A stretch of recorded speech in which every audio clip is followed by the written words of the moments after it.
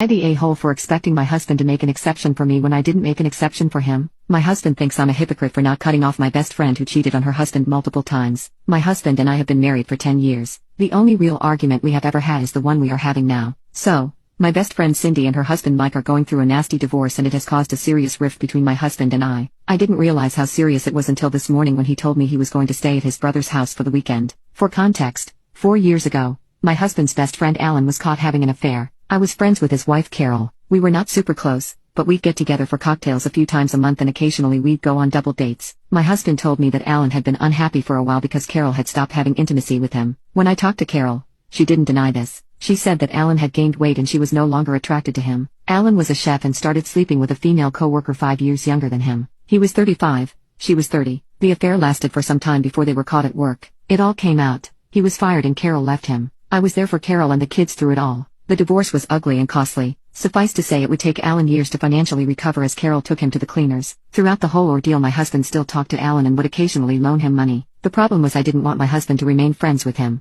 I told my husband if he continues his friendship with Alan then we would have problems. After some back and forth, and me basically putting my foot down, he agreed to basically cut Alan out. We didn't need influences or people like that in our life. Alan was extremely upset when my husband told him they'd no longer be friends. They had grown up together, but I didn't want men like that in our life. Shortly after all this we were reflecting on